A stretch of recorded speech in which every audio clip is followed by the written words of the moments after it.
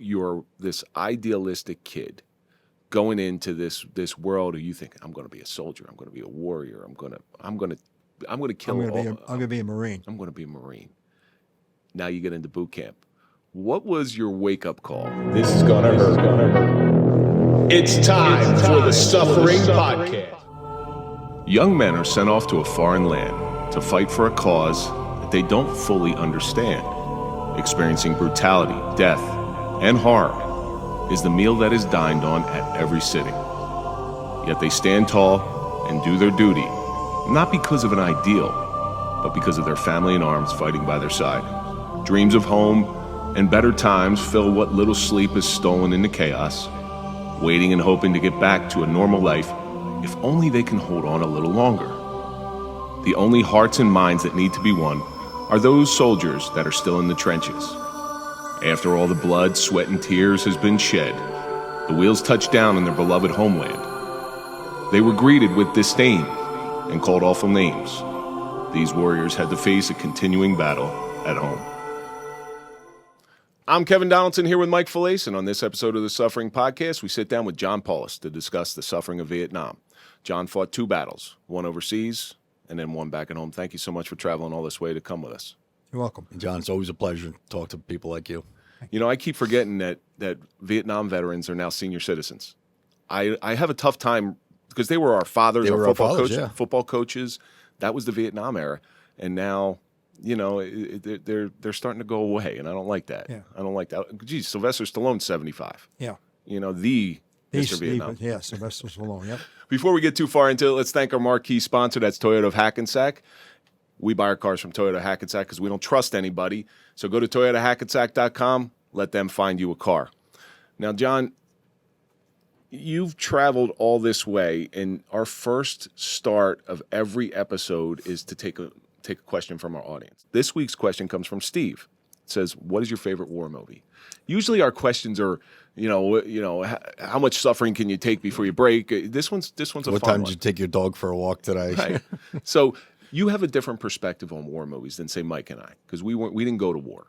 We watch them for entertainment. We watch police movies for authenticity. What's your favorite war movie? Full Metal Jacket. Yeah. Why so? Why is that one your favorite? It was pretty authentic to the boot camp, to Vietnam. It was pretty authentic, except for the fact that when he committed suicide, it's almost impossible. They would take the rifles away from us and lock them up. And for him even to have a round, they make sure you had no rounds when you left the rifle range. I mean, that's all part of Hollywood, though. Yeah. You know, that's what Kevin was saying, like with authentic movies. But, I mean, we could watch a cop movie, a police movie, and pick it apart, right? You know, from point A to point Z. But it was amazing because everything else other than that was right on. So the one part in that movie, the suicide scene that you're talking about right after boot camp, there was about 15 opportunities for Joker to go and seize that weapon from Private Pyle, and he never did it. He just stood there and looked at him, even though he had an unloaded weapon sitting at his feet. Yeah. So, but again, it's a great movie. Yeah, it's a fantastic movie. Yeah. Mike, what do you think? I think for action purposes, which is probably the most overproduced movie, I think was Rambo. The first Rambo won Oscars. Like it wasn't a typical Sylvester Stallone movie. But how realistic was that movie? I don't think it was realistic at all. Yeah, exactly. Yeah. I mean, good. To us, non-military guys, never served a day in the military. Yeah. To me, that was it was a great movie. Oh yeah. Because I don't know any better. It was important for this reason because it brought to light some of the struggles that the veterans had coming home. The original one, the second one, you're under fire and you're sleeping with your hot co-star, but. But that happened in Vietnam a lot, too. We'll get into that later, though. I'm sure.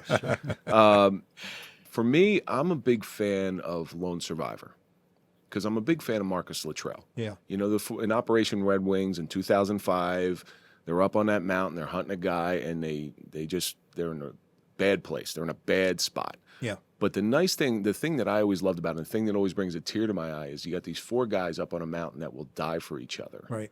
They're brothers. They're true brothers in arms, and that's what always struck home to me. And the will to live too is another thing. If I die, Oh God, this is so. But you know, I did like Mel Gibson too. That movie he made with We Were Soldiers. We Were We Were Soldiers. Yeah, Yeah. that was awesome. You know, That guy didn't die too long ago either. I saw some stuff, but on that, getting back to Lone Survivor, there's one line that always makes me choke up, and it's Matthew Axelson, and he says, "If I die here on this mountain, tell my wife at least I died with my brothers." And that kills me. Like I have to stop the movie Yeah. every time because I don't want my 12-year-old to see me crying. He loves that movie yeah. as well. And now my 12-year-old wants to go into the military, and I'm just there's part of me that's proud, and there's part of me that's not.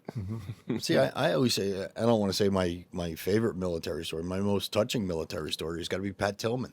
Pat Tillman, You know, that's a great Pat give up Tillman, everything. He gave up everything, gave up an NFL career, oh yeah, you know, to go right. fight for the country. And then he wound up getting killed by friendly fire. yep.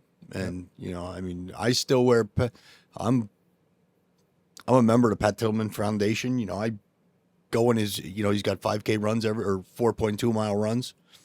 And I go every year. I got plenty of Pat Tillman. I bought Pat Tillman jerseys and everything. I mean, that to me is a true American hero. I agree. So that's what we all should do. We all should sacrifice everything for a country that I think has given us a lot. sacrificed for us. Right. So, John, this is always the most loaded question that we ask everybody, and that's just tell us about yourself. Well, let's see. I grew up watching John Wayne movies. I always had a fascination about the Marines. Now, do you think all cowboys who were cowboys and watched John Wayne movies going, yeah, that's full of shit. That's bullshit. Yeah. Well, What's your favorite John Wayne movie? John Wayne. Yeah. But let's see, when I received my draft notice, rather than go into the Army, I went into the Marines because I believed in it. I was very proud of the Marines. And I think that if I had to do it over again, I would do the same thing. Yeah. Well, I know a lot of the draft dodgers and the culture of the 60s. It was one of those wars, again, looking back on it, I wasn't there. One of those wars that seemed to be the unpopular war because the media was involved, and the media can shape people's minds. When you got your draft notice, was it like a feeling of dread? At the time, I was very patriotic, and I believe that we all have to do our duty for our country, and the reason was that we're going over there to stop communism so it doesn't spread to the United States. That was the reason. That's why, and I believe that until I guess I started seeing all the called hippies, demonstrators back home, and what they were saying. Hanoi Jane. Yeah, well, yeah, Hanoi Jane, right?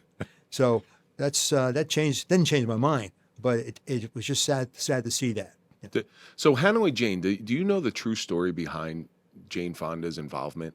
The true story, because I read the book called Night, and it's about prisoner of wars in Vietnam. Yeah. So when she went over there to check the conditions of the prisoner of war camp, one of the guys handed her a piece of paper with his social security number. That's what I heard. Right, and what she did was abhorrent, and she gave the piece of paper to the commanding officer of the POW camp. That's the way I hear it. Yeah. And because of that guy got severely punished. Well, how about when she had put the helmet on and she sat in the gun turret of the North Vietnamese army and pretended she was shooting, right? Right, against your own people. Yeah. Against your own people.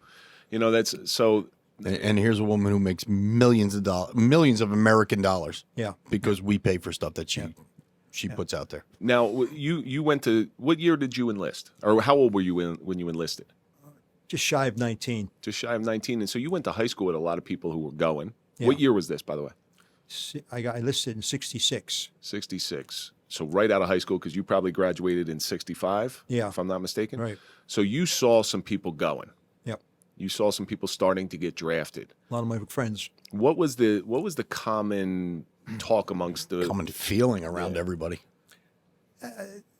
They were like, there was the people that didn't want to go, and they would say like, well, actually, I mean, that uniform, that Marine Corps uniform, really inspired a lot of people. They were proud that they knew me, that I went in there, and they didn't say nothing bad about it. I came home and I went to the high school with my uniform on. Yeah, those dress blues are beauties. It had to be Yeah. a proud moment, too. Yeah. I always see that like when Marines come walking into a high school. It's yeah. like, Yeah, but I didn't have my dress blues. I had my dress greens. Okay. And they're sharp too. Yeah, they're really nice Yeah. looking. And I would stand at the top of the school and talk to all the teachers coming up to me and all the students coming up to me. But a lot of my friends in 64 and 65 went into the Marines. So that also kind of motivated me too. I'm going to tell you, Mike, I'm going to show you how you can show who a true Marine is. When's the Marine Corps birthday? November 10th. Every Marine, they must really beat that into you in boot camp. Well, I think really, the fact that I'm involved on the Marine Corps League and the VFW, Jay, our Hunter, our commander, he's a Marine too. So we celebrate November 10th there. Yeah. And I used to live in Maryland in Ocean City, and they're big on the Marine Corps birthday over there also. Well, I used to hang around an old Marine. That's why I know the birthday. And every November 10th, I'd text him, "Hey, happy birthday, happy I birthday." did the same thing. And that it was a big thing. He was somebody who was very dear to me, and I know it was a sense of pride. He always identified he was a Marine, and I think he was a Marine before he identified as a Marine before a father. I was going to say, Marines care more about November 10th than their own birthday. Oh, 100%. Matter of fact, we're going to Sun Tavern in Philadelphia this November 10th with a busload, like 14 of us. And we hang out. There's like 3,000 Marines walking around, Oh, you got to go to. So one of our sponsors is Grand Saloon in Clifton. If you go to 940 Van Houten Avenue, you got to bring all your Marines there. They're so pro first responder, veteran. Nick over there takes care of everybody. Pro-American. They're pro-American, and they got great food. And they really do. They have great food. Although Nick, spam on the menu. That's my own personal little crusade. Try to get spam on his menu. Okay, now we're talking about spam. How much spam did you eat over in Vietnam? Well, we didn't have any spam over there, but my mom cooked a lot of spam when I was a kid. Oh, my grandfather made spamulus. Spam and eggs. Spam and eggs. So good. And I got my kids drinking, eating It's spam. coming back, right? It's expensive now. Yeah. It's $5 a can. Wow. It's crazy. Yeah, we bought it Well, because did it was you ever cheap. see like Monty Python and the Holy Grail? Spam. So you enlist, and then you go to boot camp. You're this idealistic kid going into this world where you think, I'm going to be a soldier, I'm going to be a warrior, I'm going to kill. I'm going to be a Marine. I'm going to be a Marine. Now you get into boot camp. What was your wake up call when you get into boot camp?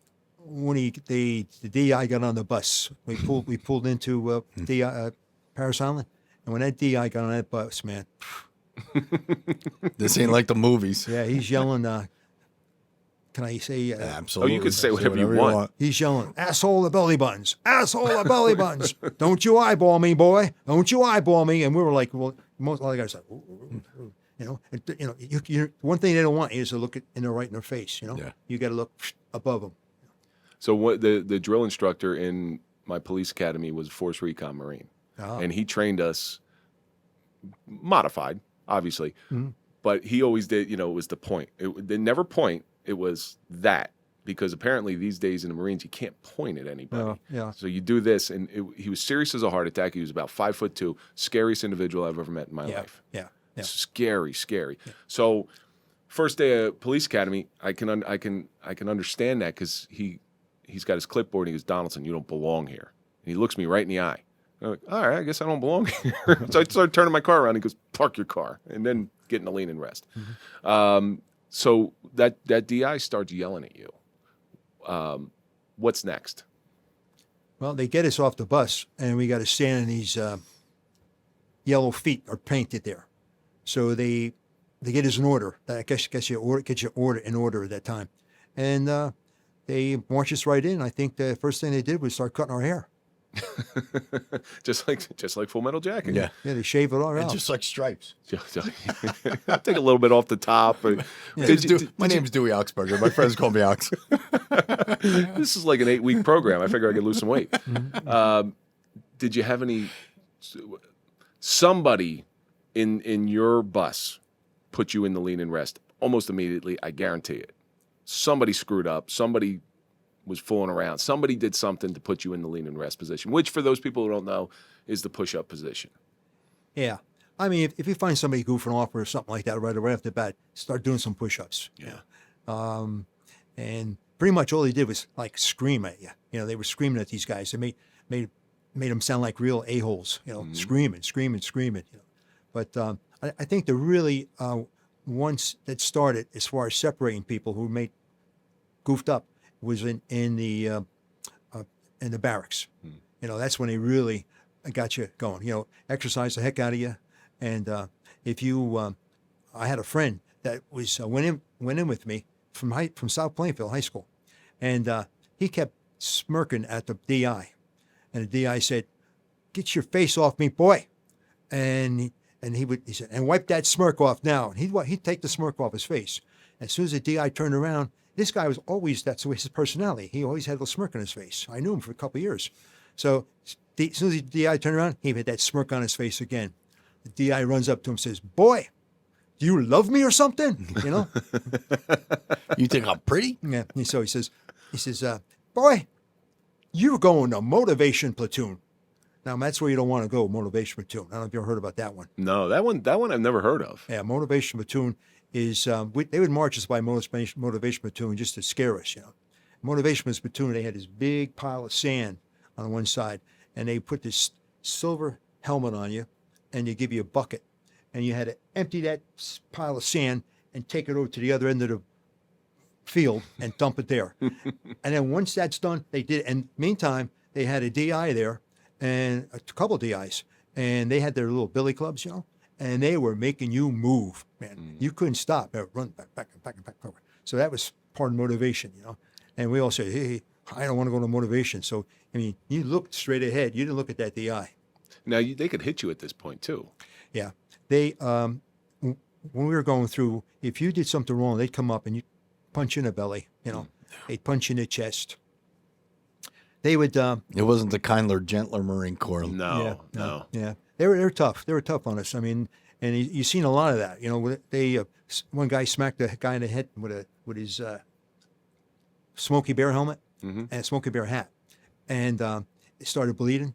But you know, they weren't supposed to hit you, so it started bleeding. And he really got some napkins right. We stuck it on him. He's looking around, make sure there's no officers around, because he probably would have got busted for doing that.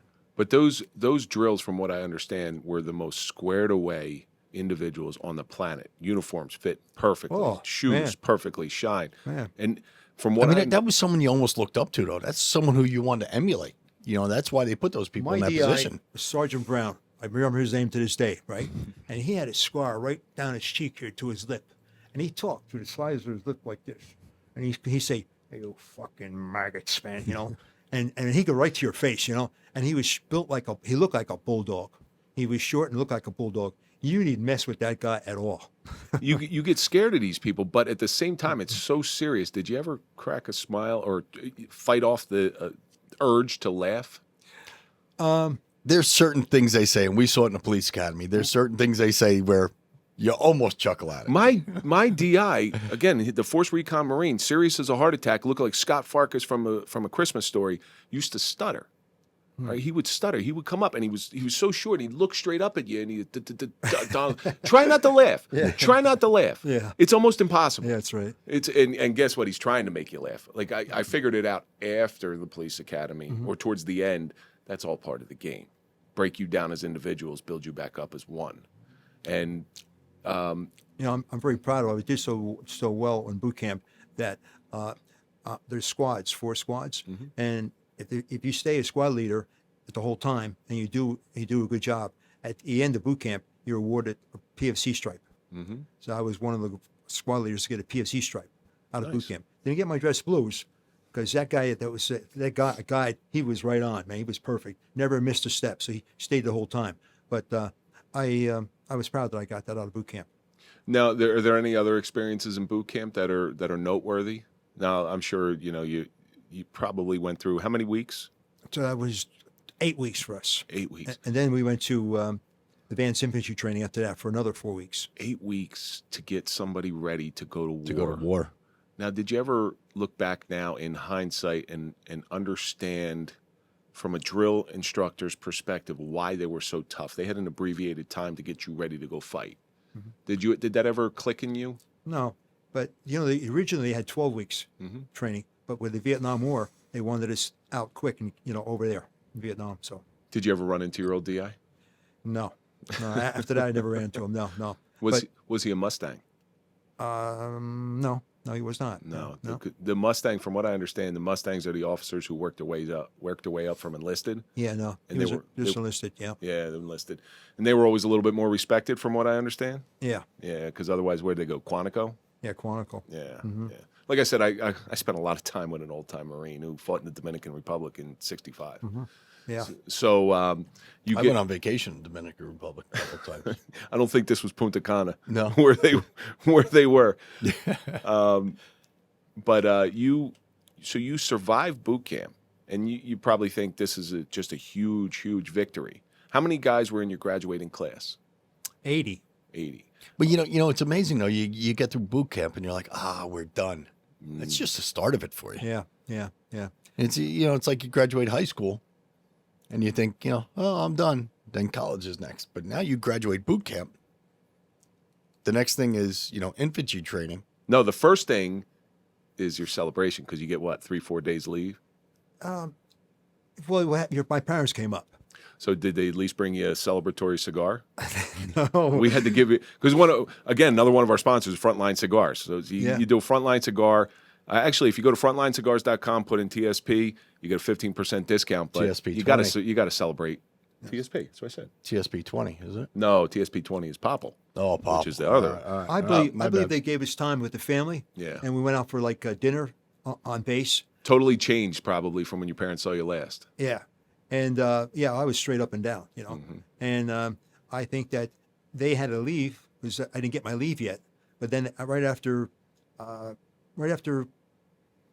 we graduated, we get 30 days leave. And then we had to come back to, I think, the advanced infantry training after that. And how long until, of your 80, how many actually went? I'm not positive about that, whether we went from boot camp to advanced infantry training and then a leave. It could be that way, too. It was 50 years ago. Yeah, I know. I don't Yeah, expect that's you to it. remember Yeah. that. I barely remember 50 minutes ago, never mind 50 years ago. Yeah. How many of your 80 graduates in your boot camp got shipped off to Vietnam? Do you think it was all of them, or some of them had to stay stateside? Yeah. I would say probably 75%. Really? Yeah. 'Cause I only know a few people I talked to said that they, if you get an MOS that's that like an office pogue, and they need you in Camp Lejeune, that's where you stay. Right. And it's not that they didn't want it. I talked to these guys today. Go, I wish I could have went to Vietnam. I volunteered, but they wouldn't let me. Because it's a job they got to do. Now, do you look on those people who didn't go over there that I know there's probably a lot of self-guilt in them, but how do you view